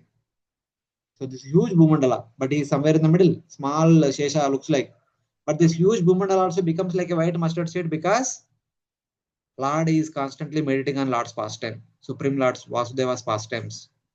That meditation makes the huge thing also small. If you want to see that, you have to go there. Don't argue by being here. Go there and see. You will also understand like that. Acharyas are kindly, strongly replying. So like that. So here are the verses from Mahabharata. Mahabharata Adi Parva chapter 36, where Sesa is pleading to Brahma, saying that I want to do some service. Then Brahma told him to go below the Bhumandala and hold the Bhumandala. So since then, he is holding the Bhumandala. That is explained in the Mahabharata. So like this, in the 25th chapter, there is a discussion about Sesa, who is holding the entire Bhumandala, who is a Jiva Tattva, who is Shakti Avashavatar, who is son of Kadru and Kashyapa. Currently, he is holding the Bhumandala so that it does not sink into Garbhodaka ocean. Same way, in the last chapter, there is a discussion about Naraka-lokas. But before that, one simple thing. Even in Bombay also, every city, there is a court where the criminals are brought, judgment is given. The Yamaraj gives the judgment in this court, Yama Darbar. Then the people who are criminals, they will be taken to jail where they will be given punishment for some number of years so that they can be corrected. So that is called Naraka-lokas. Naraka-lokas are the places where the punishments are given, like the jail.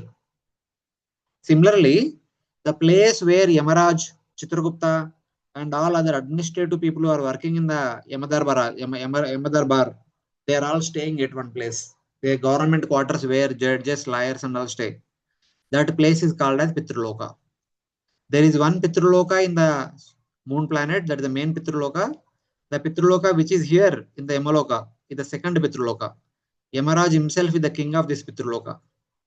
The most pious people will go to Swarga-loka, the more pious people will go to Bhuvar-loka or Pitru-loka, and the less pious people will come to this Pitru-loka, the secondary Pitru-loka. So like that. So Yamaraj is the son of Suryadev, who is the one of the 12 Adityas. So whoever comes to this place, they will be given punishment. This place is located 19,000 yojanas below Bharatavarsha or Bharatakanda, which is mentioned in 3rd canto, 30th chapter, 24th verse. So like that. Why he is doing the punishments? He is giving punishment so that we can turn to Supreme Lord and stop performing sinful activities. So like that.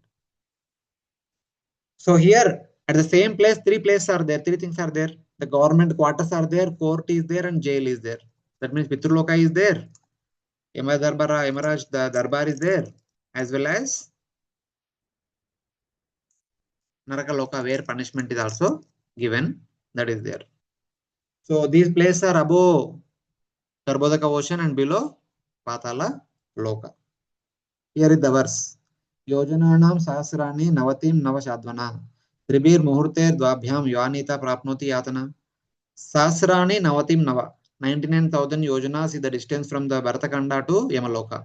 After death, a person is taken by the Yamadutas to this Yamaloka within 2 to 3 muhurtas time. That is the understanding. Quickly. So this is the court, this is the jail where punishment is awarded.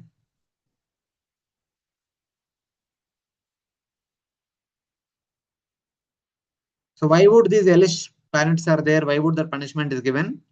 It is not that Lord has cruelly created the hell. No. We were given choice whether to follow Dharma or follow Adharma. But we ourselves giving up following Dharma, perform adharmic activities. By performing, by the performance of every adharmic activity, we are creating our own hell. We are creating our own hellish suffering. That is our own creation. Lord is not creating our hell. We only creating our own hell. So like that, because people do thousands of sinful activities, there are thousands of hellish punishments. Thousands of hells are there. Though there are thousands of hells, but 28 are prominent, which are very special, about whom the details are mentioned in the 26th chapter. 1 verse talks about 1 hell. By doing what kind of sin, one will be taken to what kind of hell and what kind of punishment is given. All these things are mentioned in these 28 shlokas. Tamishra, Andatamishra, Raurava, etc. These are the names of these hells. Like that, Garuda Purana, if you read, there are so hundreds of hells are there. Bhagavatam at least names only 28. So, like this, the hellish planetary systems are there. The punishment is awarded there, and they are rectified, and they will again they will become careful not to make such mistakes again. But beneath that, Sesa holding the entire Bhumandala. Beneath Sesa, we have Kurma. Beneath Kurma, we have Garbhodaka ocean. And Garbhodaka ocean is occupying half the universe. And beneath that, we have the 7 universal shells. So like this, all these places in the lower part of the universe are indicated. So here hellish planets are there. 7 lower planet systems is like Sesa. And beneath Sesa, we have Garbhodaka ocean. Though Bhagavatam does not talk about Kurma, who is there down below Sesa, helping in holding the Bhumandala, not in the 5th canto is not mentioned, but here some references you can see. Srila Jayadeva Goswami's Dashavatara Sutra, 2nd verse itself talks about the Kurma. Kshitiriha Vipula Tare Pushtati Tava Prushte Dharani Dharana Kina Chakra Gariste Keshava Dhrita Kurma Sharira Jay Jagadishara. The Supreme Lord appearing as Kurma, holding the entire Bhumandala on his back throughout the day of Brahma, so that it will not fall down into Garbhodaka ocean. That is there. And the same Jayadeva Goswami's Dashavatara Sutra, last verse. Veda Nuddarate. Lord appeared as Matsya to protect the Vedas. Jaganti Vahate. He appeared as Kurma to carry the entire Bhumandala. And Bhugolam Udbibruhate. He appeared as Varaha to lift the Bhugola, that Bhumandala, from Garbhodaka ocean. So like that, all the pastimes are summarized. Laghubhavatamrita says, Padme Proktam. Padma Purana says, Dadek Sheuni Mayam Evartita Sura. Being requested by Devatas, Lord Kurma kept Shauni, Bhumandala, on his back. Shasrantaretu Budhari Kalpado Prakati Abhavat. In another Puranas, it is said that from the beginning of the Kalpa, he is holding the Bhumandala. Not now. From the beginning of the Kalpa, he was holding the Bhumandala. And even Aryama was offering praise to Kurma in the 18th chapter. He says, Om Namo Bhagavate Akrupaya Namo Avasthanaya Namaste. Avasthanaya means he who carries the entire Bhumandala, which is the shelter of all the variety of living entities. So like that. Living place of the living entities is Bhumandala, that is being held by Lord Kurma. So like this, these are few references where we can see that Kurma is also holding the Bhumandala in addition to Sesa.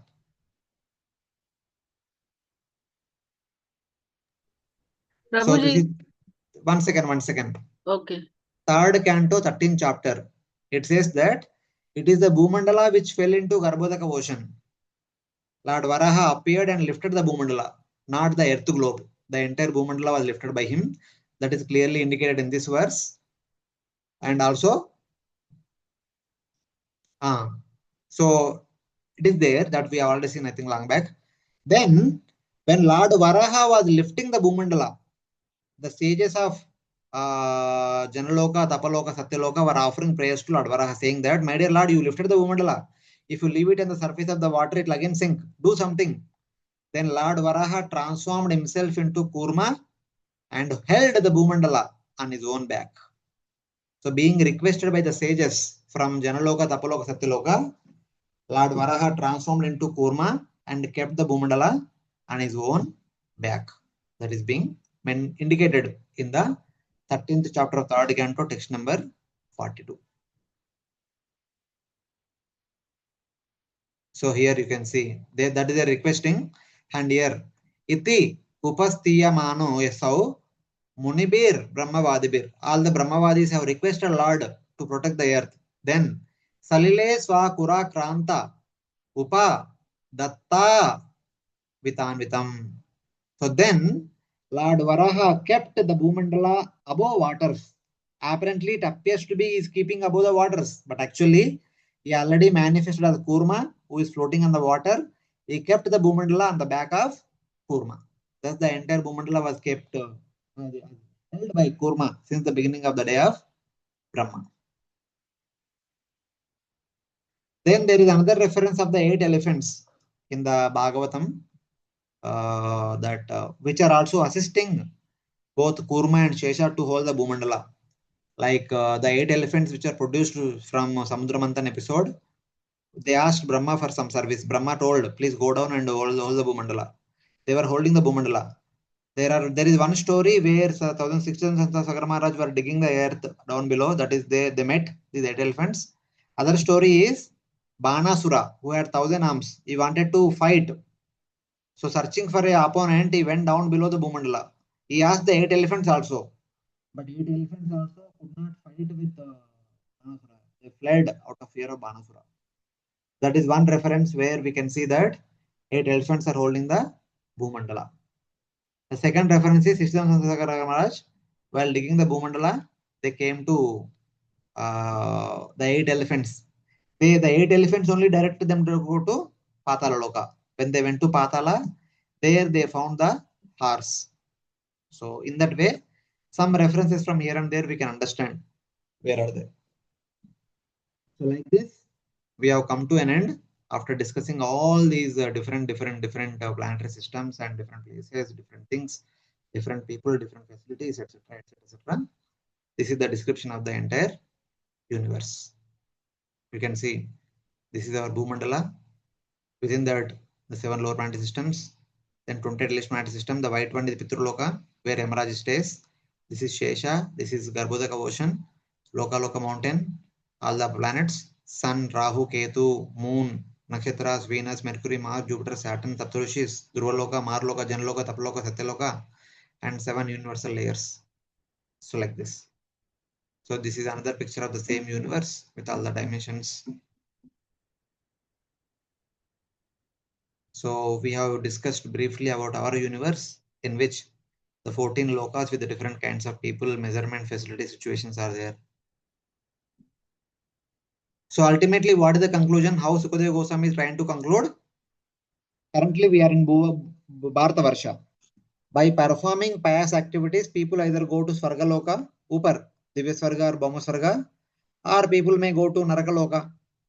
But wherever they may go, after completing their piety or impiety, they finally come back to Bharatavarsha only.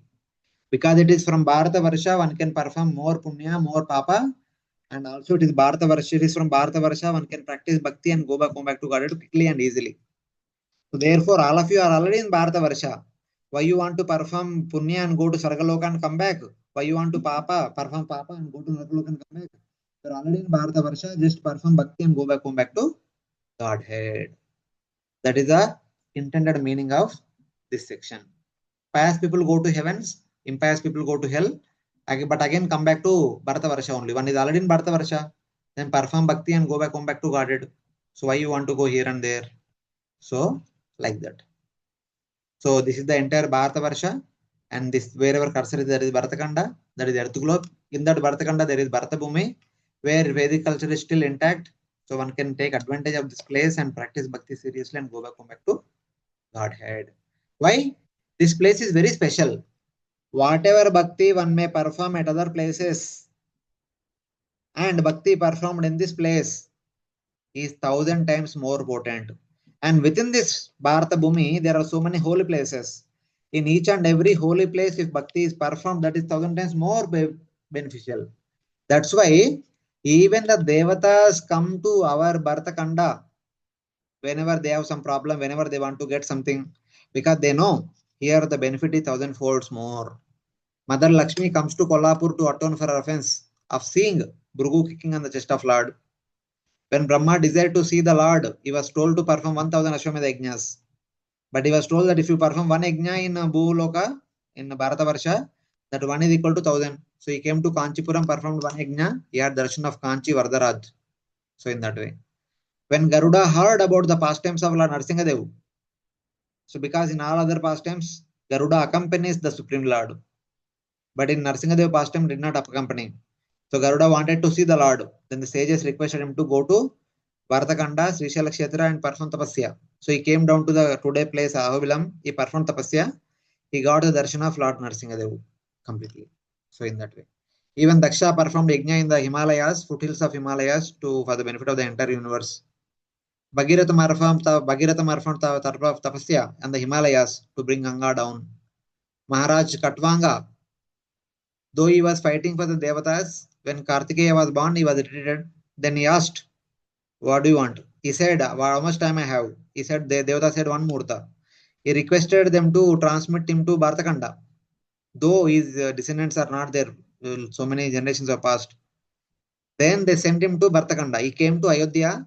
He sat in front of his household deity called Ranganath. In a Murta, meditating on the lotus feet of Ranganath, he went back to Godhead. That is the greatness of Bharatakanda.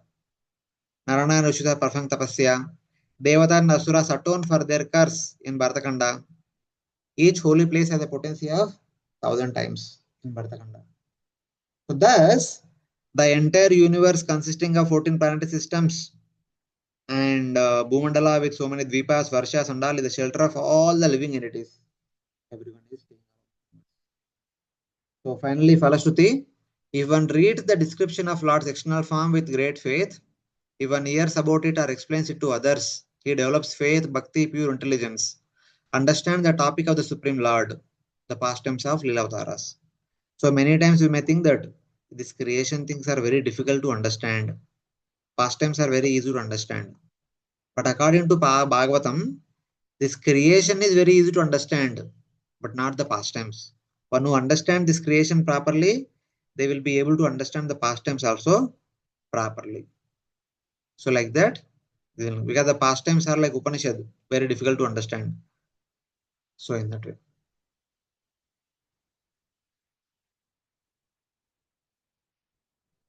So the final conclusive words is, whatever we hear, we tend to contemplate upon that.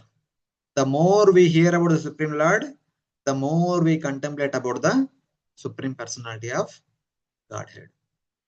So hear more about the Supreme Lord and contemplate more on the Supreme Lord like that. That is the concluding words. That's how Sukadeva Goswami and Parikshit Maharaj cooperating with each other, discussing more and more Krishna Katha throughout the Bhagavatam. Hare Krishna. So this is how we have completed our discussion all the way up to 26th chapter. Hare Krishna. Thank you very much. Yes, Mataji, you had some question? Yes, Prabhuji, I just wanted to ask, when Hiranyaksha dipped Bhuloka to in the Garbhodaksha ocean, at that time, means as you said afterwards that Varahadev, after that Varahadev took the Kurma avatar. So it was before that, na? No, So no. That the Hiranyaksha's pastime happened recently in Chakshusha Manvantara. The pastime that we are discussing that happened in the Swayambhuva Manvantara. When Brahmaji was busy creating, the Bhumandala fell into Garbhodaka ocean. When the human beings were created, when the Swayambhuva Manu was created, Manu asked Brahma, where I stay? Where I am supposed to stay? Brahma says, go and stay in Bhuloka. When Manu came down, there was no Bhuloka seen. When he went back, he reported to Brahma that Bhuloka is not seen there. Then Brahma understood that Bhumandala went into Garbhodaka ocean. That time he prayed. Lord Vishnu appeared from his nostril as Varaha, lifted the Bhumandala. That time the sages prayed. Then he transformed himself into Kurma and held the Bhumandala upon himself. So this Leela is happening from the beginning of the day of Brahma. And Hiranyaksha pastime happened in the Chakshusha Manvantara recently. but then how Hiranyaksha could dip the ocean, although Lord was present as a Kurma avatar? Good question. But before Hiranyakashipu, there was a pralaya took place. When Lord Matsya appeared, he told King Satyavrata, my dear king, 7 days from now, there is going to be a pralaya. The Bhuloka, Bhuvar-loka and Sarga-loka will be completely inundated. Everyone will die. I will send a boat and you and few important people can be saved through that ship. So through the pastime of that Matsya Avatara which took place in the Chakshusha Manvantara, the Bhuloka, Bhuvar-loka, Sarga-loka are completely drowned. Unable to tolerate the weight of the water, the entire Bhumandala sunk into Garbhodaka ocean. Then again, Devatas prayed to Lord Brahma. By the prayers of Lord Brahma, again Lord Varaha appeared and lifted the Bhumandala. While he was lifting the Bhumandala, that time just before that, Hiranyaksha defeated Indra and he was roaming here and there for a suitable match to fight. Then he came to Lord Vishnu and he said that, hey, everything belongs to us. I already defeated Indra. Everything in this universe belongs to me. How can you take away my property? Like that, the fight began between them. So like, Okay. Thank you, Prabhuji. Hare Krishna. Hare Krishna. Thank you, Prabhuji. Any other questions from other devotees?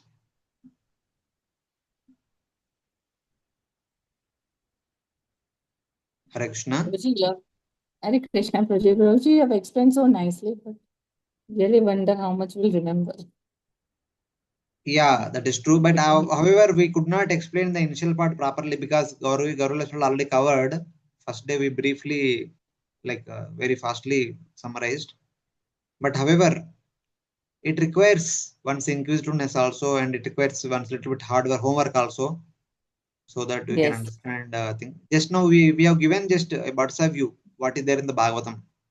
Those who are interested, you can again go through so that it becomes more clear. We need to read and hear, discuss more and more.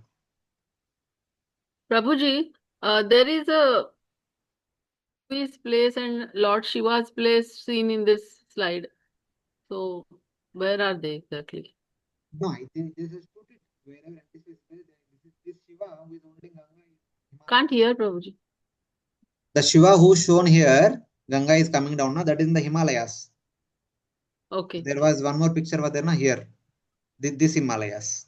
Lord Shiva stays in there in this Himalayas in this side. Here he held Ganga on his hoods.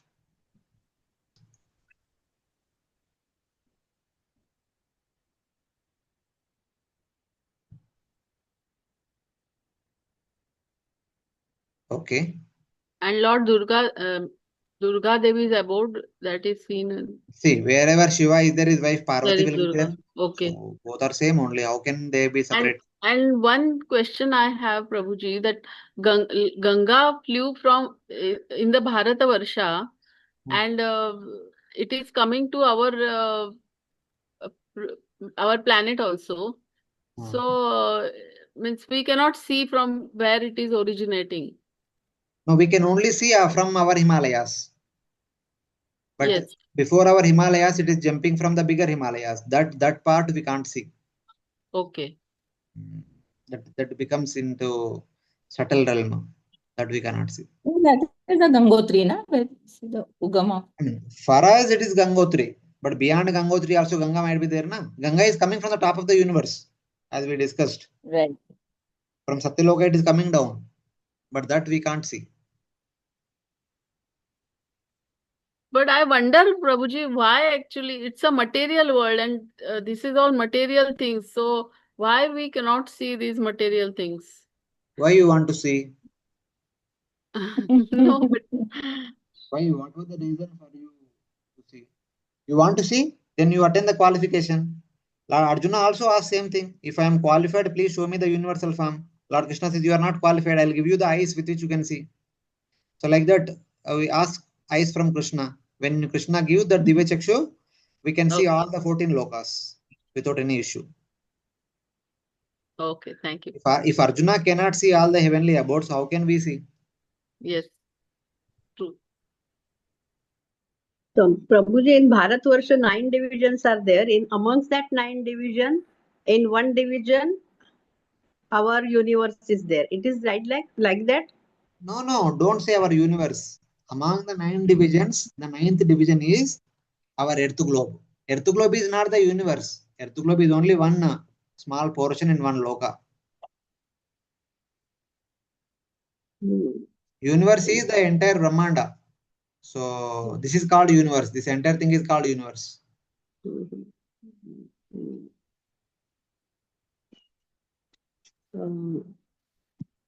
So it is in one of the division of Bharatvarsha. See, within this universe you have 14 lokas. Bhuloka, Bhuvar-loka, etc. Bhuloka is nothing but the entire Bhumandala. Within that there are 7 dvipas. One dvipa is Jambu-dvipa. Within Jambu-dvipa there are 9 varshas. One varsha is Bharata Varsha. Within Bharata Varsha there are 9 dvipas. One dvipa is Bharatakanda. That Bharatakanda is Earth globe. Okay. Thank you, Hare Krishna. Hare Krishna. See, actually this entire topic is filled with so many details. So in order to decipher what is what, we need to remember few of the details. So sometimes those who are not familiar, it becomes very difficult to remember all of them. But by hearing more and more, by discussing more and more, it becomes more evident. So in that.